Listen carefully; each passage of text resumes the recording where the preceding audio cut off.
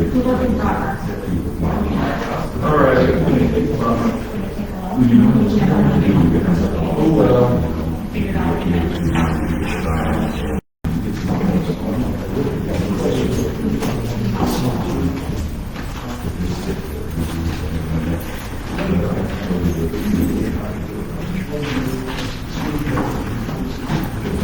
One week old.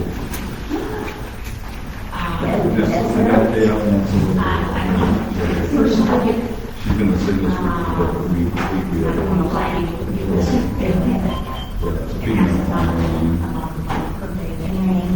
We don't know yet. I don't know yet.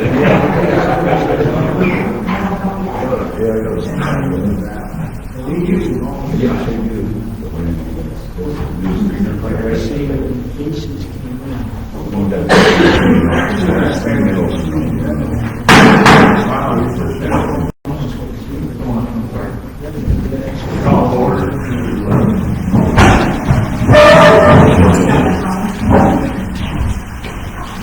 Allegiance to the flag of the United States of America and to the republic for which it stands, one nation, under God, indivisible, with liberty and justice for all.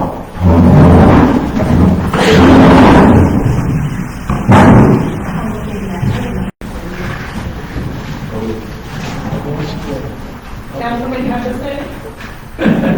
Here. Councilman Webb? Here. Mayor Patrick? Here. Councilman Mankey? Councilman Reed? Here. Councilman Hall? Here.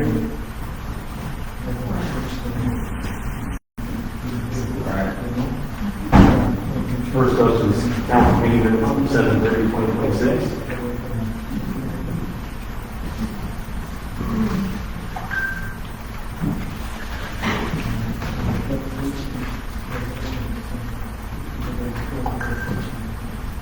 Is there anything that anybody would like to discuss about the meeting? I would like to compliment on how detailed they are. And we got them much quicker.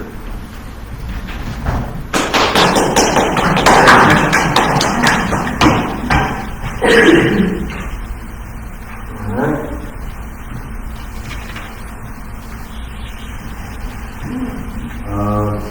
Department reports, or sorry, treasurer's report.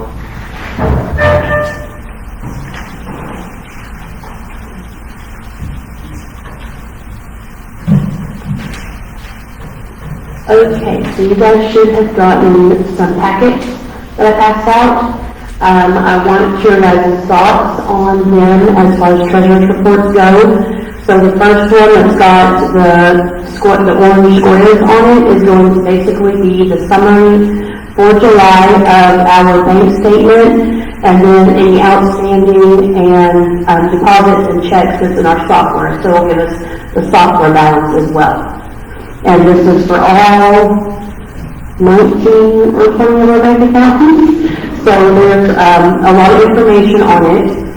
I'm open to any suggestions on what might make it easier, that would still get you the information.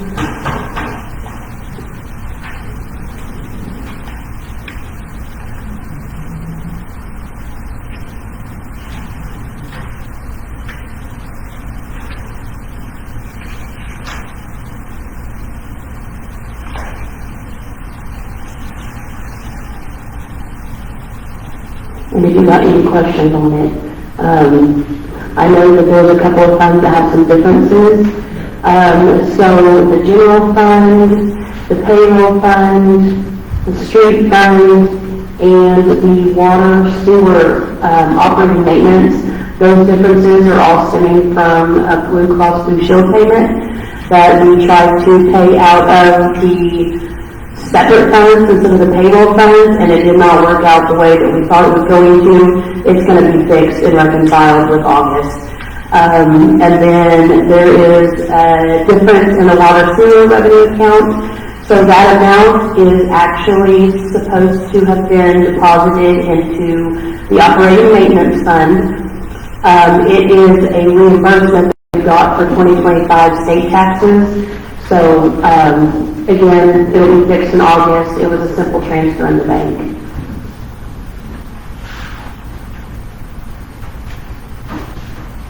Any questions on that? Okay, so the next one, I printed out just kind of the budget for the month of July. And if you look at it, it'll have your current period of what was spent in July, and the column next to it will let you compare to what was spent in July in 2025.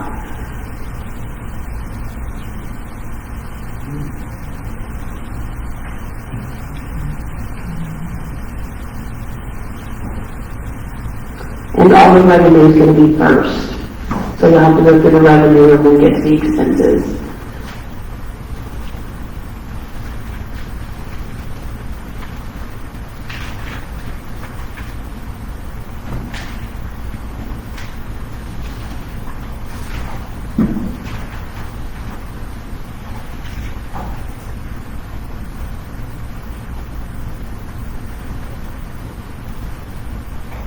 And if there's any questions on that as well, let me know.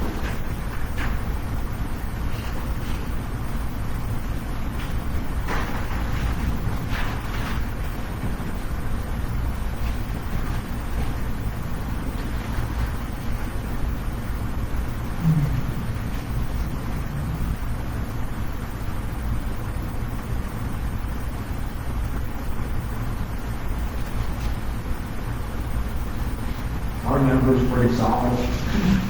Yes, sir. Yeah, the bank account numbers, I mean, aside from the payroll fund, because if you look at that one, it's showing that negative $34,000 balance in the software, but our bank account has money. So that's something that I'm still working with CSA on trying to figure out where that went wrong. But everything else is pretty solid.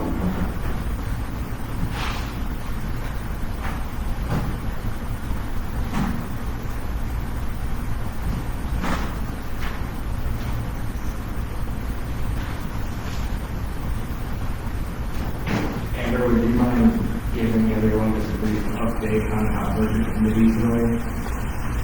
So it's going really well. We're starting by just kind of going through the budget, looking at things that are overdrawn, things that are negative, things that aren't making sense.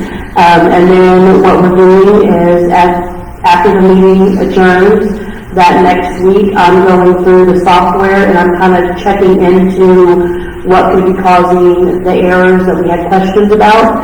And then we're meeting again the next Monday and kind of going over what I found and trying to come together to make a recommendation to bring forth to the council. It's going pretty smoothly. We have a really good team working on the budget. Any other questions? Or?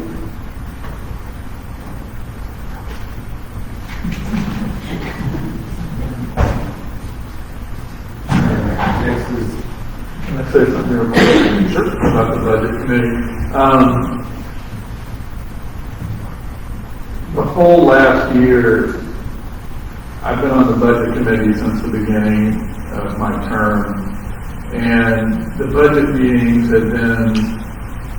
have ranged from absolutely getting nothing done to super contentious to all over the spectrum. And they have not been super constructive. And the last, well, to be honest, since Amber's been here, they've taken a whole different tone. They're very much more productive. We've got a couple of citizens that have stepped forward that are really, really vested in this process. And it shows. And they're not just there to throw sand in the gears. They're actually really, really trying to help and get this thing back on track so that we can understand it. But I can say that the general tone in the meetings, for those of you that haven't come to them, is completely different. And I really believe what Amber just said is that we're making a lot of progress. And I'd like to thank her because she leaves those meetings with about 12,000 things she has to get done on top of everything else she has to do. But the next week when she comes back, it's all done. There's no excuses, it's done. So I want to thank her for that. But for those of you that haven't been to one of the budget meetings, I'd encourage you to come because it's a lot better atmosphere than it used to be. And I'm just glad that we've got a couple of citizens that have stepped forward. I can't remember Chris's last name. Anybody remember his last name? He's Russell's next door neighbor, and he's joined the team. And he is incredible. Anyway, he's incredible. I mean, he just kind of came out of the woodwork. So that, we know people like that are out here. We know that there are so many people in this community that can help. Maybe not with the budget committee, but with other things. And I really want to give them credit for stepping forward and doing that. But there's other places that need help. There's other committees that need help. And we've got a whole wealth of talented people in this town. And I hope that if they see something like the budget committee that isn't contentious and gets things done, that maybe that'll spur people into saying, okay, maybe I can do this. Because that's the way that we're going to fix this town. It's not going to be us, 8 of us sitting up here. It's going to be everybody.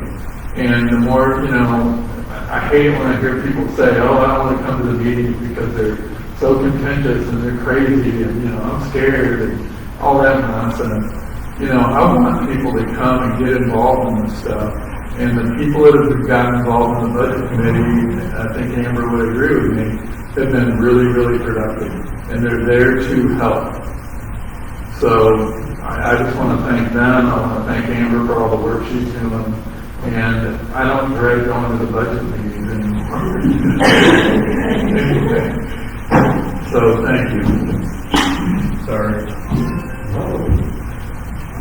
Department report. Chief Jackson. Yes, we talk about okay. Are there any questions on the department's reports? Discussion? I have a question on street department. Okay. I don't want to overstep my boundaries by no means, but it was last weekend, I believe it was either last weekend or the week before that. I mow my grass when I mow my yard, I mow my neighbor's yard. He's out of town, he's got a summer home down here, and he lives in Idaho. All summer long, there's a little brown house on Summit. And there's some young individuals that live there, and they got 2 small girls, and their grass is always like this tall. And I told them, I said, if you pick your front yard up, when I mow my neighbors, I'll mow yours, just to help them out. Well, then I got into mowing the one next to it. And they cleaned out the whole house, and they got a big old pile of trash for household stuff out there, which is a big eyesore. So I got a hold of Dominique, and hopefully you guys can bring me that. I just feel sorry for everybody from Parkwood that has to drive past that and look at it every day. Well, one thing led to another, and I got hold of Ed Martin. There was a disabled veteran that lives at the corner of Summit and Crestline. And he's got a holy Davidson sitting out in the front yard. Everybody's probably, if you drive down the road, you know who I'm talking about. But I said, let him know I'm going to mow his yard, so he doesn't not cheat. So I went down there and mowed his yard, but I can only do so much of the ditch. And right there at Crestline and Summit, that ditch is every bit of 4 feet deep right there at the stop sign. And weeds are every bit of that big around. My weed whacker won't take them down. Is there any way that you guys can put like a work order in and just cut that down? I mean, everybody that goes to the farmer's market in Bellarville has to drive past. That's just, I'm trying to help out in my area what I can do. But I appreciate it. Can we, can we start like a register maybe of people that need help? That, I don't know, I mean, I don't know if this is like a stupid idea or whatever, but I know, like, there's a lot of people in the community that would help other than just you. Right. You know, that would go over and mow somebody's grass if we just kind of knew. Maybe and I don't know if this is something that the city should do or something that we can do outside of the city, or I'm just throwing it out. But if there was like a register of people that, you know, people that couldn't mow the grass, people that, like you said, the disabled vets, people that, for whatever reason can't do it, maybe we could start a register where we know those people, and then we could maybe organize community members to do that. Because I think every time we've ever put out on Facebook that we needed community members to do something, we did it. You know, I mean, by and large, it doesn't always work, but by and large, so maybe there's a way to kind of make it, I don't know, does that make sense? Like a little clearinghouse or something, if people feel like they can't, they're overwhelmed or whatever, you know, maybe they could call the city and say, hey, did I get on the list? And it doesn't guarantee that anyone's going to do something, but at least we know they're out there. Because I don't live in your neighborhood, I don't, you know, unfortunately I've seen all that garbage that I mowed 5 yards and burned a gallon and a half of fuel in my tractor. Yeah. But, I mean, does that make sense, or is that something that we should be involved in, or what? I mean, What about community service? We have some that have to do community service. that's what I don't know. What about the landlord's own all property here? Well, I think the first thing we need to do is identify who needs it, and then maybe we can figure out, once we figure that out. But if it's just going to be, you know, somebody calling Joey or somebody calling me, and there's no central way to do that, then it's not going to get done. So, I don't know. That's just my thought.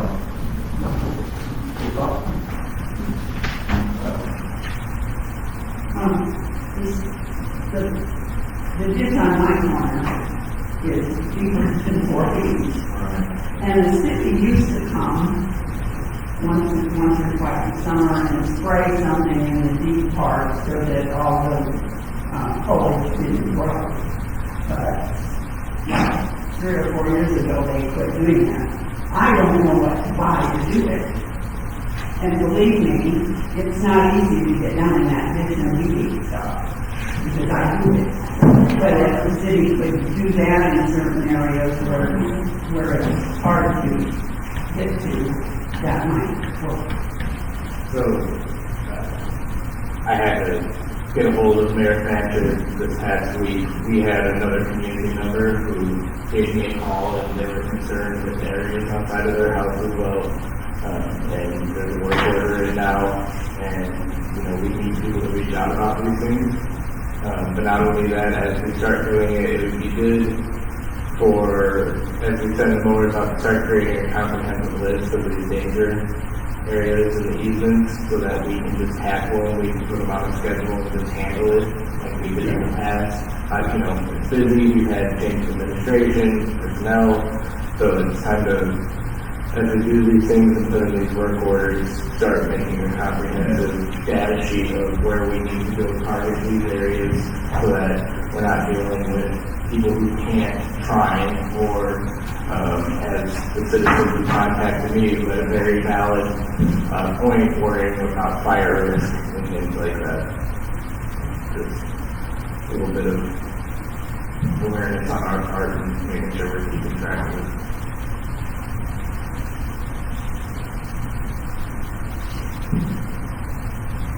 I have one other question for the chief. Sorry. Were you done, Mike? I didn't even walk. Do we know how much you guys raised at the police auxiliary thing? That would be Nice.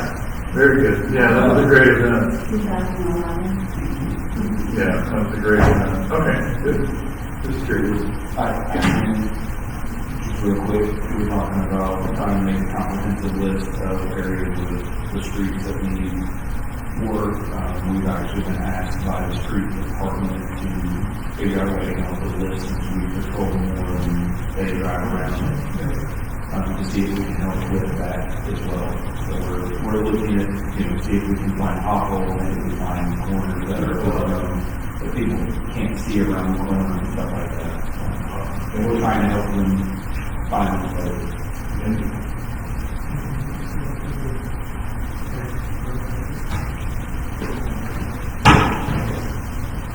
All right, council member comments?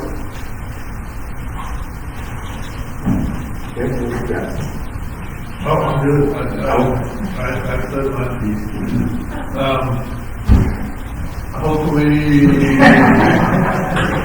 well, no, I haven't mentioned this, otherwise we can't do it on Thursday. But hopefully next Thursday, the chicken thing's gonna go all the way through, correct?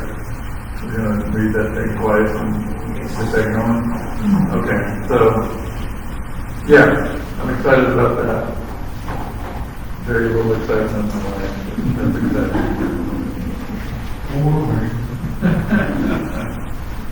And also, when is the Crazy Bowl? Because I'm going to mention that every month now forever. Okay. October 24th, I'm just going to pump it down. I'll hit it every month. The Sioux Sisters have their Crazy Bowl event, lunch coming up. And y'all better show up. You can take names.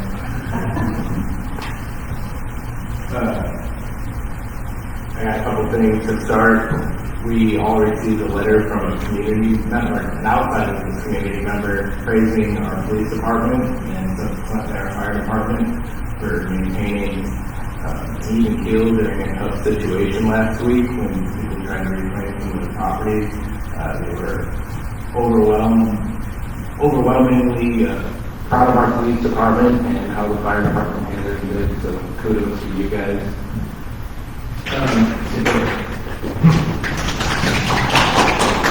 Today we began the initial process of a comprehensive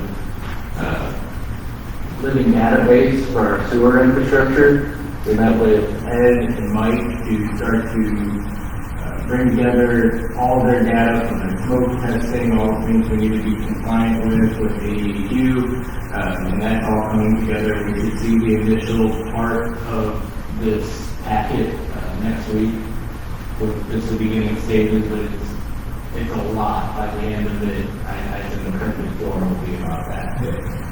But the idea of this is to put into the stages all of our information so that when we now go to engineers, we have all the data, which leads us to grants, going to 0% loan, things like that, so we can start to take care of the other areas of the city, not the main transit line that we're working on right now with the EPA. So this is an overhaul. There's a total of 8 zones with lots of data concerning the streets, and there's more to be done.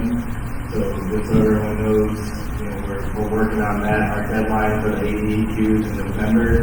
We're hoping to have the checklist done. Otherwise, there is, from what I understand, a good chance of an extension. They're not here to pin us against the wall. They want to make sure that we're doing the necessary steps to make sure we're combating infiltration in our food. And I think that's it.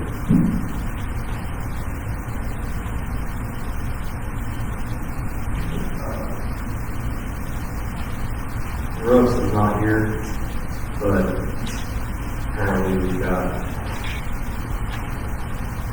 the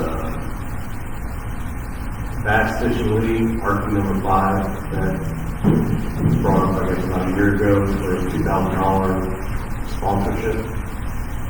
That's what we're gonna have to. Can't use the term sponsor. Stacy. Can't use the term sponsor. Economic development. Okay. So it's, we're donating $2,000 to it, or? No, economic development. It's economics and development. Economics and development, okay. So, there's $2,000 that we will be paying for that based off of what you guys do. had previously approved. I don't recall which fund are we using for that. That I don't know, I just had the, oh, I got the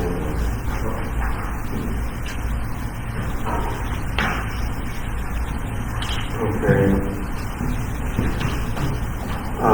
Citizens' comments on agenda items only.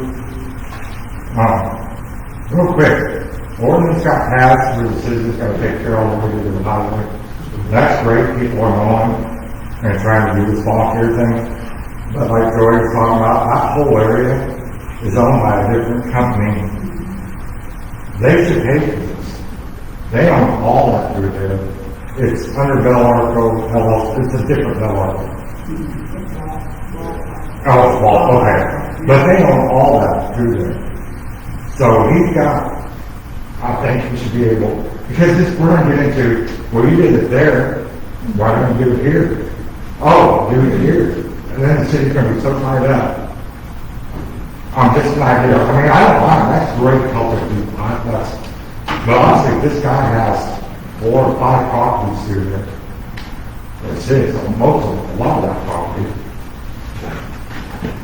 I mean, I'm just trying to make a point there. It's not fair for the citizens that do need help, that maybe are in a situation. You get what I'm getting mad at that? 100%. Okay, I'm not trying to stick around the second. There's something to think about. Did everybody get the letter from Charles? Yes. So, since we're talking about all this, we got a letter from Charles Farrell, and it's 4 arguments against the ditch ordinance. Taxpayers already funded specialized equipment, basically saying that in 2021, we bought heavy equipment specifically to take care of everybody's ditches. Now, I don't have that resolution. I'll have to look that up to be more specific on it. But based off of the notes of the case 588 Magno was authorized by resolution 2021 R06. The city purchased this equipment for a gross cost not to exceed $70,000. And was supposed to be used for this, so. That side-off machine is for brush, it's not to mow grass. Okay. I mean, it's that John Deere with the big side, you know, it's for brush. I mean, we used to have, I don't know if the city still has it or not, they had a red, bush hog that they used to use. Yes. That they used to mow the right of ways. But that green tractor was used to push the wind back, you know, the right ways. Yeah. So, I can't see mowing grass with it, but no, I can't with that either, but I want to look into the ordinances that you've got listed to make sure that we haven't done something to make taxpayers hurt. So, I kind of want to address this much, I don't want to, but, you know, the issue at hand here is the ordinance that we put through for maintaining the street. You know, we put that into play, and at the time, I was like, yes, this is encouraging, it sets a bar for everyone, to do this, there's an enforcement standard to it, and as we've gone on, you know, you drive down 178 and it's very clear who's just maintaining it because everyone just does it and who's staunchly against maintaining it because there's an ordinance in place for it. I think when you stepped into office, you did a wonderful job of showing that we can just handle these situations. There's a part of this ordinance that I feel is necessary to ensure that we do keep our town beautiful. And then there's an enforcement aspect of it where essentially we're telling people who don't want to do the thing that they have to do it or else. And if we're here for resolve rather than control, you know what I'm saying? Where if anyone has kids, when the kids jump on the bed, and you're yelling at them, they're gonna keep jumping out of that, right? And we're trying to force someone who already doesn't want to do something to do it. And in reality, it's kind of like the chicken ordinance where everyone's in a fervor. It's not like if we brought this back a step, all of a sudden everyone's just going to decide to quit doing their dishes. And in reality, as a city, we can't do every ditch. We just can't with the manpower. So I think we have a large portion of people, when you drive around town, that do maintain up to the street. We have people that have, I don't want to call them age issues, but are older, can't do it themselves. We have people that clearly maybe have some mental health issues going on who aren't keeping up with it, substance, things like that. And also people who just honestly don't want to do it. So what I'm saying is I'd really like to review this in a way of being like, hey, you know, we have a large group of people who care about the city and the way it looks, and they're doing a good job. And we have a very finite amount of people who don't agree with the keeping up to the street. And I just feel like maybe at some point this ordinance went too far. It's just kind of a devil's advocate thought on that. But I don't know if the way we went about it was the right way, in hindsight, after, I don't know, it's been years since we put it in. I do think we do need some sort of regimen for maintaining our city, but this constant, like, fighting over this little stuff when we can mitigate it easily, and we've shown that there's more of a resolution than what we're getting now. Just a thought. I mean, don't forget a year ago, when this was in talks before it was ever passed, there was talks of people starting a helping hands group, because, I mean, I've personally spoke to several people about their moms, about their dishes, giving out red tags, and there's a lot of people that are like, if I want to fix it, I cannot afford to hire somebody to do the stuff that I can't do. And then you go around and the city is doing a great job right now of keeping up with everything. But historically throughout the summer, it's been hit or miss. And given that, we kind of slacked off a little bit on the red tags, because whenever it comes to court, a city can't really give out citations when the city's not caught up, you know, for personal stuff. And so we kind of slacked off a little bit, but we were talking, you know, is there a way to do? I mean, obviously, Joey's been helping people. I mean, is there no? I think Ken Davis was talking about helping hands, but I know he's completely stepped out of the city. Well, I think it's also important to note that when we went around and did those red tags and talked with the property owners, most of the time we got a resolution out of it. It never had to go any further than a conversation. And I think this circles back to what I said before, is I think there's an opportunity here. I agree with you, because just like the, you know, misbehaving kid who's jumping on the bed, he's not going to stop just because you tell him. And, you know, how much of a club do you have, really, you know, legitimately? So I would say that it would be really helpful if we could find one or two community members that could partner with the city and actually follow through with what you were saying, and just put it out there. Let's see if we can get some volunteers. Let's try it before we just go past that. And then with a little bit of help from the city and some help from some citizens, maybe we can get 6 or 7 people together. Because I don't think we're talking about 100 properties here. I think there's probably a limited amount of properties that need to get done. Because like you said, when they get red tagged, you had told us it was like an 85%. Yeah, there's a handful of people that are saying, we're not going to do it. Right. And it's not because they can't afford it, or because they can't, they're not going to do it. Right, and there's no way that I want to burn our time and effort on those people, period. I just don't. If it means that a couple people need to get together and go mow their dishes for them because they're too, you know, belligerent to do it, then, you know, is it worth the fight? And it's not. You know, we're getting ready to start a whole new council in a couple of months. And what I don't want to see happen is I don't want to see us wasting time and energy like we had to do for the last few years on ridiculous stuff. And so, I don't know, I mean, I'm on enough committees already, but it'd be really nice if someone could step forward on the council maybe, or in the community and say, I want to take this on and I'll help. But, you know, let's just mitigate this, let's just move on and do something to get this done.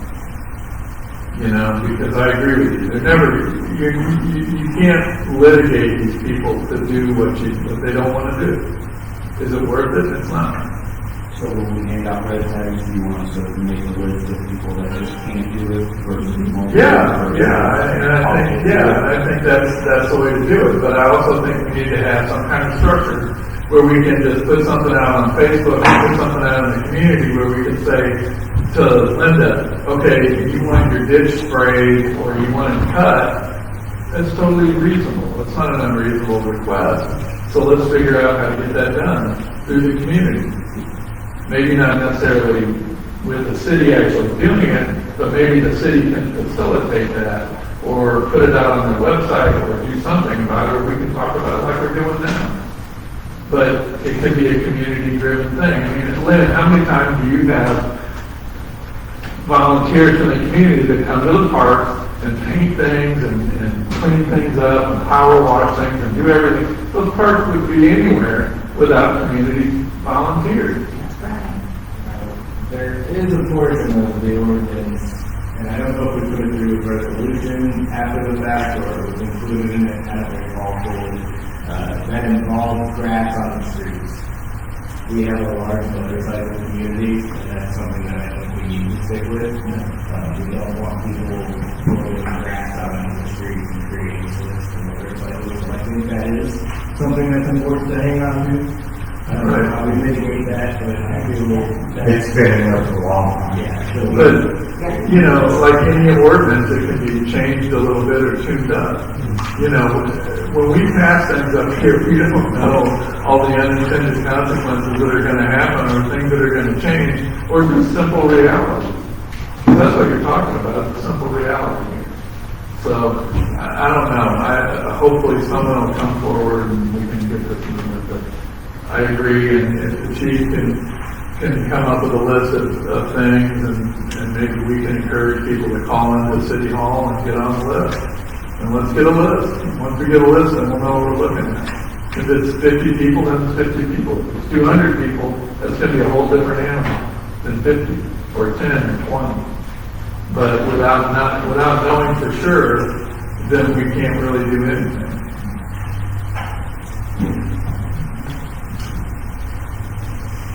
All right, old business, we've got a surplus item from the police department, or just a Crown Vic that was purchased back in like 2001. The public works guys were going through there and cleaning it up and getting all the lights and everything out of there. One of the guys that works for the city, his truck has got a broken frame, and he doesn't know how much longer it's going to last. He came in and offered an out for it. The cars were like, what, $1,500, I think is what we said, between the two. He had thought it was $300. I'm going to ask if anybody has an issue with the city going ahead and selling this kid the car for $300 so that he can get to I think you it. gotta do bids on the way to do it. Yeah, see bid on it. Okay. So you want us to get bids, not just bids? Yeah, that's probably what I do.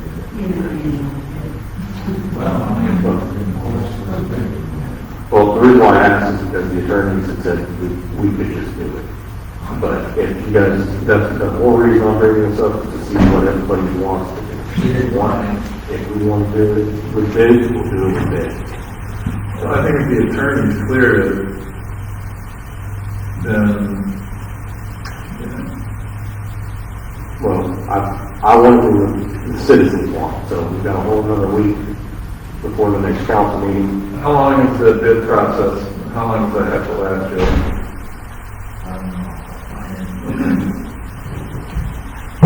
know. Is that something something that we need to go through an auctioneer company for, or can we do that just internally?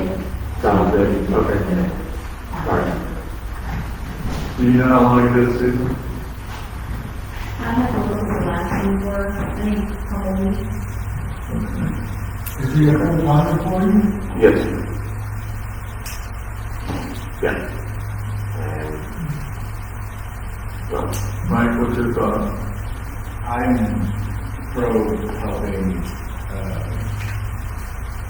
our employees, I just want to make sure that we just do it right away, it's not going to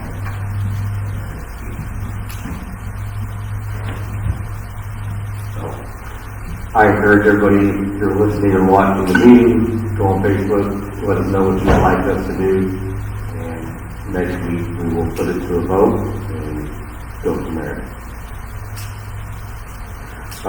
Next line of business is the chicken ordinance. We'll do the second and third reading next week. Next is we're still looking for more low voltage integrated companies for access control and CCTV systems. Anybody knows anybody that's actually an integrator that can not just install it, but purchase it and install it, or if they have a partner where one company can install it and the other company can purchase it. We're looking at only now one that can actually do it all. So, next old business is the computer for public work. I'm pretty sure we've got that. Okay. We found a computer. We just got to see if it works. Alright, well, just an update, the chief was nice enough to let me into the ALS building. We scavenged 5 computers out of there, and none of them were functional. Most of them had really old software on them that is no longer supported. And I did my best. I spent about 3 hours with all of them trying to figure out a way to make any of them do anything that was going to be functional. So despite our best efforts, so if anybody needs some computer parts, we have plenty of computer parts. So if you found one that will work, great, but I did not. I guess it's the one that was down there originally. So we're going to take it down there and plug it in and see what's going on with it. I think Tom is actually going to take a look at that for us as well.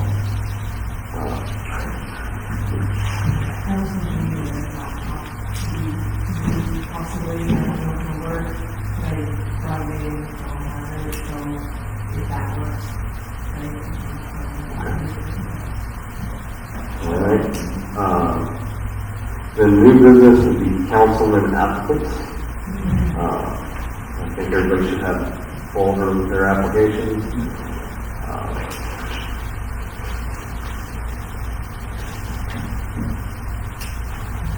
Are they both here tonight by chance? Mr. Wall and Mr. Brooks? Mr. Brooks is here. Okay. I'm not prepared, I wasn't aware of whatever you need, I can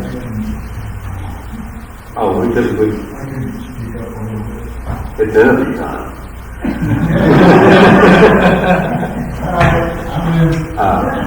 So why don't you tell us a little bit about yourself and why you like to fill the position?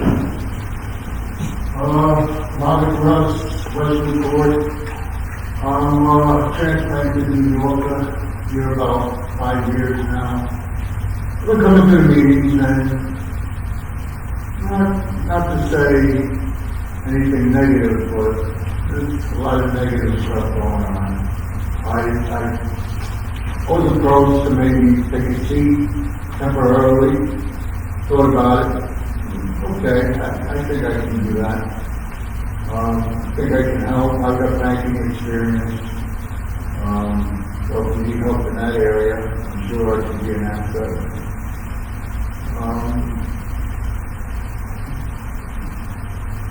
Married, divorced, 2 kids.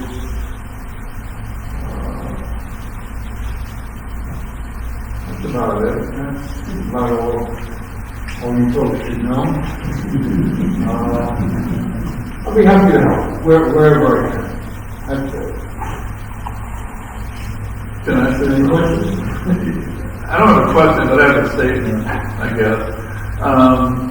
I guess saying that you've got a little bit of banking experience is kind of saying like, you know, I've got 35 years. yeah, in international banking, you know, for a multinational company.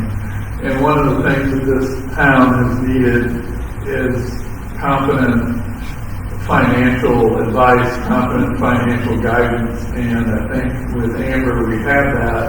And I think your wealth of experience after reading through your resume was impressive. So I think saying that you have a little bit of banking experience is kind of not really the truth.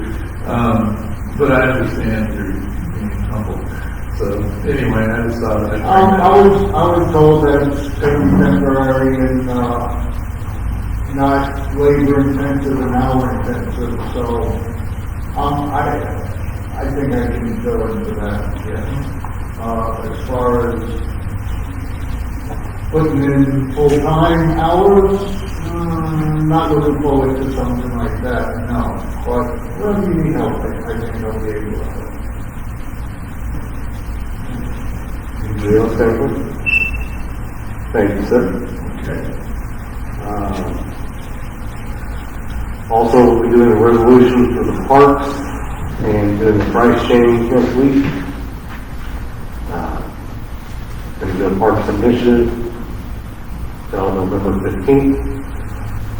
And half off on the parks 14th. Next is, go ahead. Are we gonna have a resolution or something authorizing our new park, our new camp host? Is That I am working on that. okay, all right, okay. The one thing that we have to finalize before that comes to fruition is the budget and what we can and cannot afford to pay. Next is uniforms for public works and Centos. Currently we have uniform funds for them and reimbursement funds so that they can go and replace their jeans and replace their shirts, and I think we buy them one or two shirts to wear and they wash them. 2 weeks ago we had somebody that came in and they needed to reimburse for their jeans, and it was $70. We can get all the public work, all with pants and shirts and hats. They will all get 12 uniforms. They're actual Carhartt jeans, Carhartt shirts. They'll be washed for them. Everything will be done. Each person will get 12 for $150 each. I'm seeing this as a no-brainer and kind of hurt to the employees that are here working because we're not able to pay them. We lost one of our newest employees. He's going back to his job for about $21 an hour. And we're just not going to be able to get there or paid or anything like that. So looking at this as kind of an incentive to come to work for us, another way to help retain the employees that we bring on. So they won't have to be spending money on washing their clothes. They won't have to worry about if their jeans rip. They won't have to worry about their shirt if it rips. They wear them, they bring them in, they drop them off, and next week they have a whole other set of clothes. So to me, it just seems like a no-brainer. Any discussion about questions on that? Look good, feel good, represent the city good. Yes, and yeah, they'll all have name tags, city of Shoals on it, so I mean, they'll actually look professional. And I have to have the logo. Yes.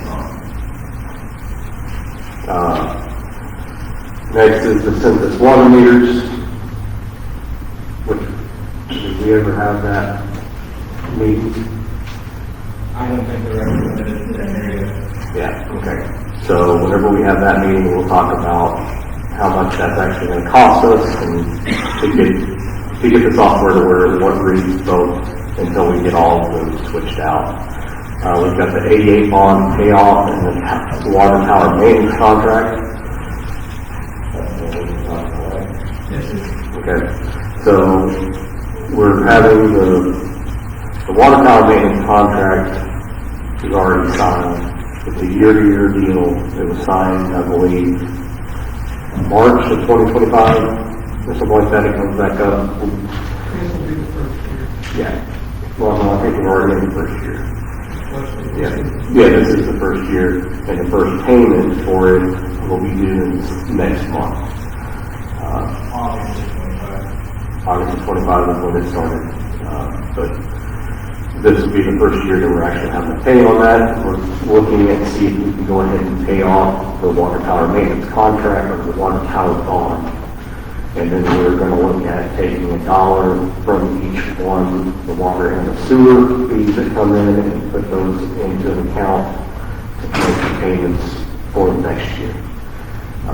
With the way it breaks down, $1 from water and $1 from sewer put into an account covers all the payments for it. And the water towers have been 100% maintained and covered. The only thing it doesn't cover was the containment. So if they ever have to come sandblast the outside, so the water tower is looking right now, all the chains that are hanging off and all the arms, that's part of the containment. That's the only thing that isn't covered. So there is no, the contract is good as long as we keep paying. There is a chance of a 5% increase every 3 to 4 years per annum. But as it looks right now, there's no reason not to just keep that in place. Yes, it can't go any higher than 5% increase. The real deal about Jeff Higgins is it's not going to cost us additional money. Like, we own the bond issue from 88, so that's money we're going to have to pay anyway. Go ahead and pay it off. City's paying something like $1,300–1,400 a month on that. Now, okay, we raised the maintenance fee on water and sewer recently. Now they're up to where I believe the total of this payment for the maintenance fee is going to be around $2,400 a month. So if we pay off the bond issue, we got 14. If we take $1 of the maintenance fee, take 50 cents out of each one, or $1 from whichever one you choose, that'll be another $1,200. $1,400 to $1,200 makes the payment for the next 10 years. We're going to have to check the water account. It doesn't cost the citizens anyone to already pay. So it's kind of a forward-looking benefit to the city at a reasonable cost. Now, of course, we'd be down the amount of money we spend to pay off the bond issue, but we'd be out that anyway. So it's wait to pay it off over the next 5 or 6 years out of the plan. And if I recall, we had 127,000 in an account that was put forth towards that. I don't know, Amber was looking in a way of going through and checking the water and sewer both to see what was left. There was supposed to be some number like that, but I haven't verified that, so I don't know. And our remainder on the bond is somewhere in the 40,000 range. Something to 40,000 range, now that's a guess. Here again, we're working with all these numbers together, I'm just spitting this out of my head, but it's in that ballpark. So we have the money to pay the bond off, and we'd be out the money. But the other way to look at it, part of the other way to look at it, is we'd be paying interest on that bond issue the whole time. So that interest, we keep it, I mean, we'll have to pay it out. We throw it into the maintenance fee, pay for the maintenance fee on the water tower. I think it's a great idea. Eliminating a debt ratio while pre-planning for an expense that I don't want to call it an insurance policy, but with our payment to Viking for the maintenance contract, it handles everything except that containment. And they told us that containment isn't something that we're going to have to probably deal with for, I think you said somewhere in the ballpark of 15, 20 years. But just so everyone knows, hopefully none of us have to deal with it when it comes that sort of containment cost up to $100,000. I have done some research. Now, here's the reason I sort of know this stuff. A year or two back, I got going up one of my rock guys said, well, hey, we'll look at this and figure out what's going on. And so I called a number of cities that Viking has done these things for us. And I spent, I don't know, hours and hours calling cities that they've done all over the country. And they're almost without exception, they've done a favorable job. And people praise their work and said they really like it and so on and so forth. So that was the first concern I had was how much can we trust what we're getting from Viking? It appears that the reputation is excellent. So that's as far as I could go, just be nobody, you know.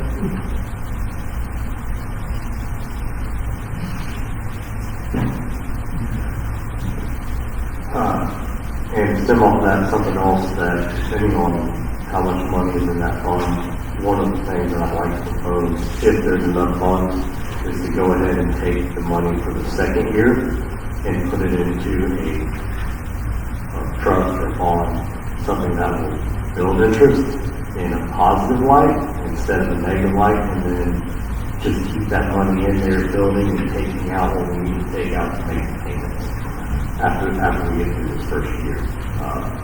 But once again, it all depends on what money or possession and what all that actually costs. Not here said it is part of the thing. Yep.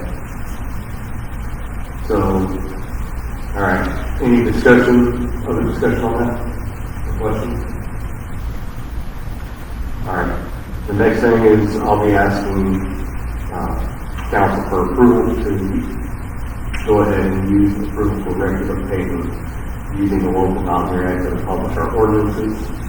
I know the statute bulletin will be happy to, but apparently they're not our record of paper. Yeah.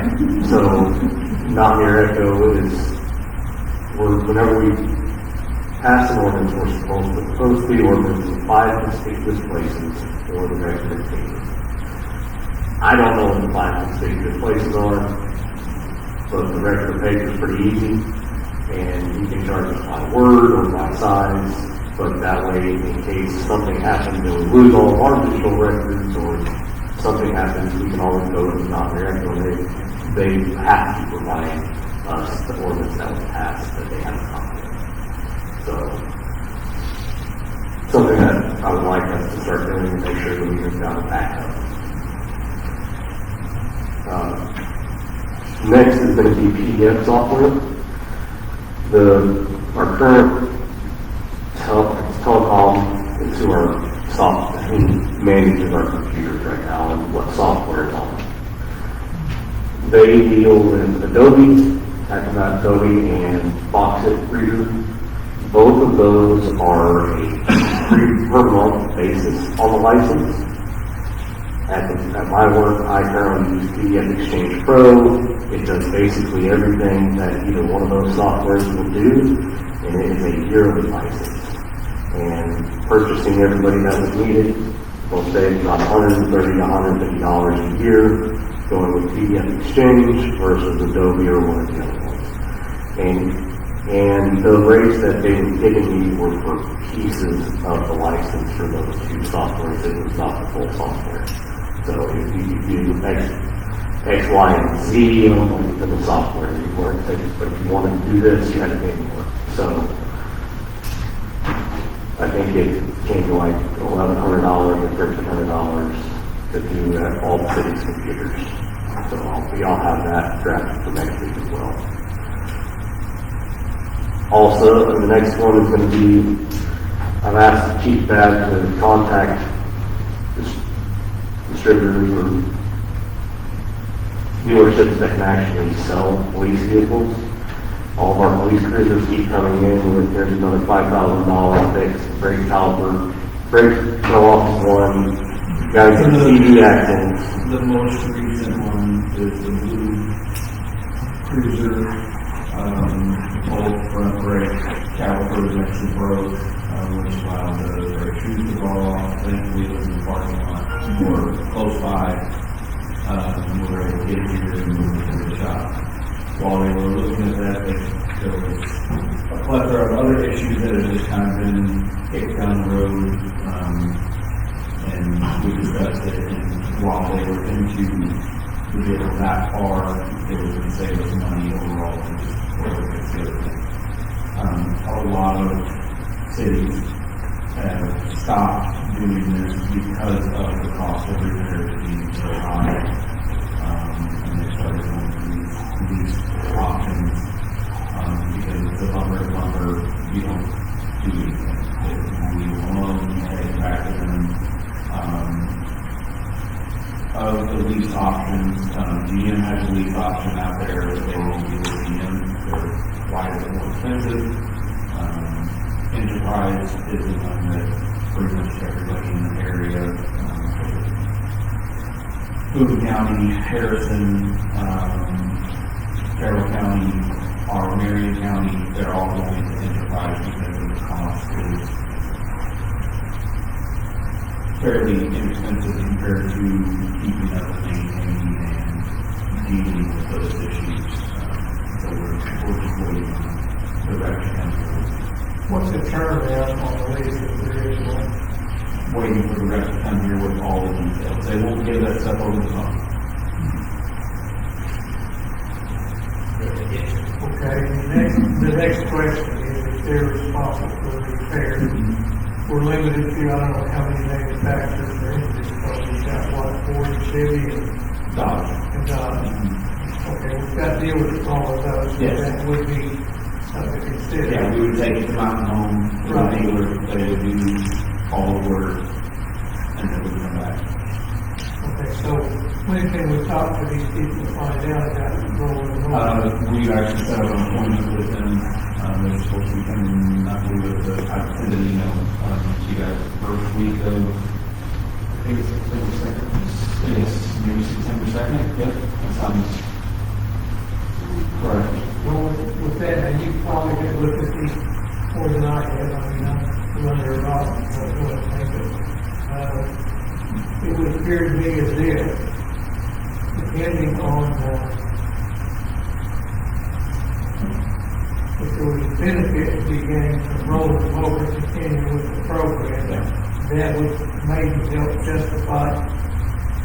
Yeah, and that's the thing, is that's why a lot of agencies have gone to that. I don't know the deal, so. Yeah, and that's, you know, I'm trying to get all of those numbers. What I can say is, historically, a lot of small communities, they buy used police cruisers, and unfortunately, when you buy a used police cruiser, it has issues already, and then when you inherit those issues, and police vehicles, fire vehicles, they wear out rather quickly. I know we've got fire vehicles that are needing to be replaced as well. They're actually, Enterprise is coming, and they want to actually speak to all. On the face of it, I'm in favor of it, but I'd like to see some numbers. Okay, no. Turnaround. That's what we're trying to do, is just get the numbers, just because. I like the concept. I'm in favor of that. It would save a lot of wear and tear on the city employees, garages around or whatever it is. It might even save us some money. Yeah. But the turnaround would be the light if there is one. I understand that completely, that's why we're just trying to get the numbers with this time. I think it's a good idea if the money looks good.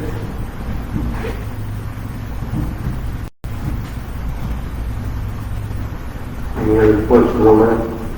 Okay. Next is going to be cell phones.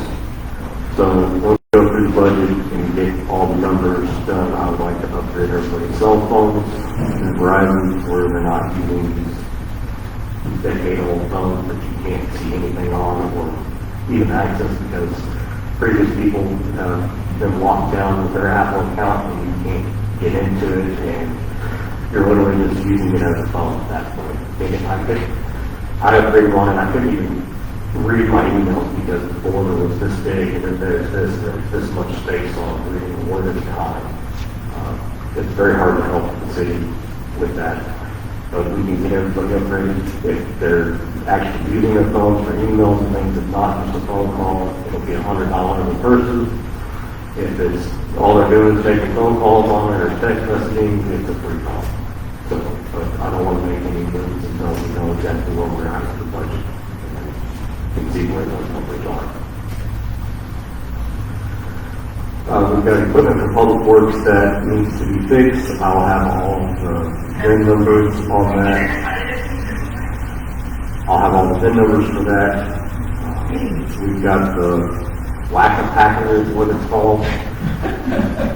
Yeah, I'm sorry, I'm saying that. But it's what they use to fill the potholes. And apparently it's been broken, it's been welded, it's had all this stuff done to it, and now the bottom plate is cracked. The plate itself is $1,300, and the brand new one is $2,600. To me, that's a no-brainer. Let's just get new ones. But once again, this is taxpayers' money. I'm not going to do anything with it without you guys knowing about it. It's just not. It's not right. And it's not okay. So there's some vehicles that he does want to surplus that we will have a surplus resolution for coming up for next week. But I just wanted to bring that up and let everybody know where we're at with some of the equipment out of public works. Some of them can go, some of them can take. The chipper is shot. I thought we already surplus that. If we didn't, we will. I was down at Public Works today talking with Danny about some other stuff, and we were talking about the upcoming winter season. I believe one of those vehicles he's giving you with the list is one of our box trucks that's previously been used for plowing in the past. As of right now, we only have one operable vehicle for plowing. The other one that Jamie recommends for fixing is going to require $5,000 transmission job. But as of right now, coming into winter season, this is a fix this now before we get 5 inches of snow and it becomes a bigger issue. So I just want to put that on everyone's brain. And then I missed a really important part about the sewer infrastructure conversation. Both Mike and Ed are adamant. Originally, we had tried to get flow meters to our friends at the EPA to identify the neighborhoods and zones that have the most infiltration problem. Those flow meters would be our easiest way to gauge that before we get into our rains in the October season. I've done a little preliminary research on the meters, and depending on which ones they need, they vary heavily in price, so we want to give it Mike and Ed tomorrow to see if there's other options to the state that they can locate. But in order to get the accurate information that we need on which areas of the town need the most service through the infiltration, we really need these flow meters. It's a necessity. So it's another thing to the back of everyone's head as we start pushing forward with it. Did I miss that EPA didn't give us the phone here? No, Mike and Ed have been attempting, and I think the people that are involved in that committee for the transmission line have a lot going on, and it doesn't look like we're going to get them easily with availability. And to be proactive, this is one of those things that to be in compliance with AED, we have to do. This is one of those things that if we get them hooked up, we get a couple dry weeks to monitor, we plan for our rainy season, and then get that data after a good rain, and then we're able to see which areas, whether it's the Gobble Meadows or Woodstock, who's really having the most infiltration issues. It's gotta be cheaper to find. Oh, yeah.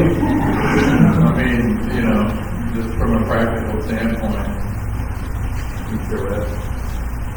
Has anybody looked at, talked about the retention pond?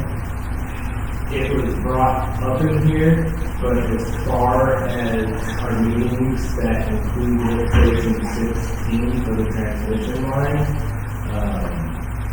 it seems like those things are going to be alleviated once we handle that. So what their recommendations are, we'll have to show you the meetings, but there's do nothing to redo the transmission line. I understand. Yeah, no, they haven't gone there because that hasn't been proposed as a thing. Well, there's a question that I have, and I don't know the knowledge that you may have access to this, but I don't. I do not know what the maximum flow rate coming into that treatment plant is versus how much, what's the flow coming down to hit it.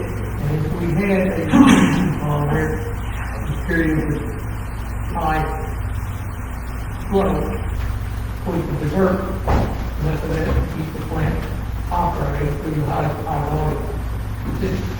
Typically, one of those, detention ponds is relatively inexpensive to build.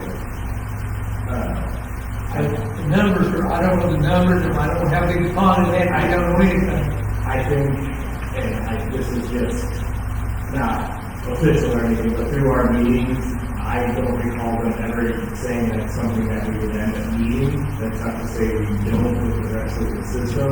But when you get your information from the inflows that are coming in, because that you're running, and you decide to take the turn, the angle of the dangle coming down the damn hill, it's going to put a lot of volume into that treatment plant. And so, if we had a way to divert a third of that into retention pond, let the rest of it hit the plant would probably drop it. An update on that, I think everyone knows, but right now, pump 16 is only running on one of the pumps, and Tyler is working on that with a couple of... Two of those, don't you? Two of them we're working on through Tyler, yeah, but for pump 16, towards that area, we're down at pump height, so that... We need that, and we also need scanning on the 2 pumps. Lift stations.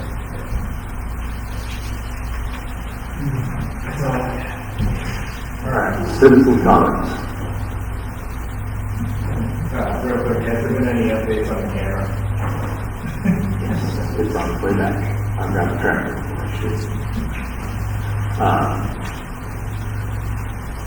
I do want to make a comment about Walton Lane and the water boil.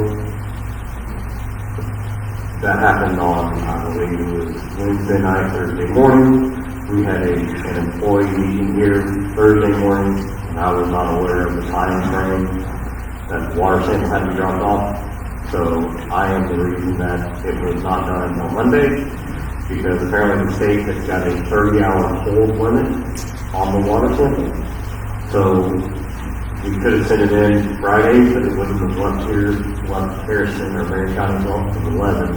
They wouldn't have touched it, and it would have sat there all weekend. So we didn't do it, we sent it off Monday. And I talked to Bill on the way over here, he checked, it hadn't been updated yet. He said it typically takes 48 to 72 hours for them to update and let us know if it's clear or not. So hopefully, no later than Thursday, we should have an answer on if that boil order has been listed or not.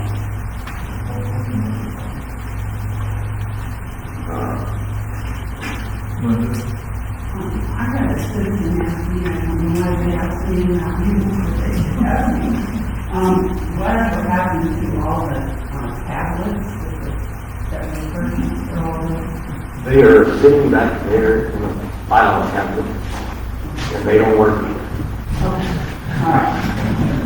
Thank you. But they're, if I remember correctly, I believe I saw the invoice, I think they're free, but they're not on our plan anymore, not even listed on there, but they are all sitting back here, big stack. Can we be donated to the school that we can't use them? I don't know if the school uses those, I'm pretty sure they use Chromebooks. Oh, But that was my bad. I don't know, yeah, I don't know if they would take those or not. But, okay. Yes. Yeah. I wonder if it'll run this out there. All right. Citizens comment? Got a question about the snowplow. Did you, who's the garbage collection company, Methway or Did you ever approach them to plow? Because back in the big cities, the garbage trucks usually don't plow. Here, the city trucks plow, yeah? Did you ever approach them to plow or to help out? I don't know if they offer that, and Right. I imagine that also comes with a cost as well. I'm sure. Yeah, but, I mean, we can look into it, but I feel if we're gonna go that route, how many times have we been left with our trash sitting out front of our house after a night? So, they're not coming to get the trash, I don't know if they're coming to plow either. So they're not responsible, not to approach that. Okay. That's not fair. No, I know it was the extra. I don't think they offer that service. Oh, okay. Because you're in the south.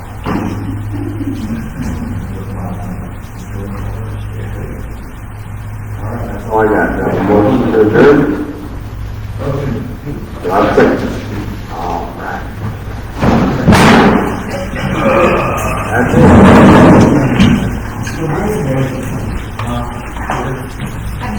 I'm looking at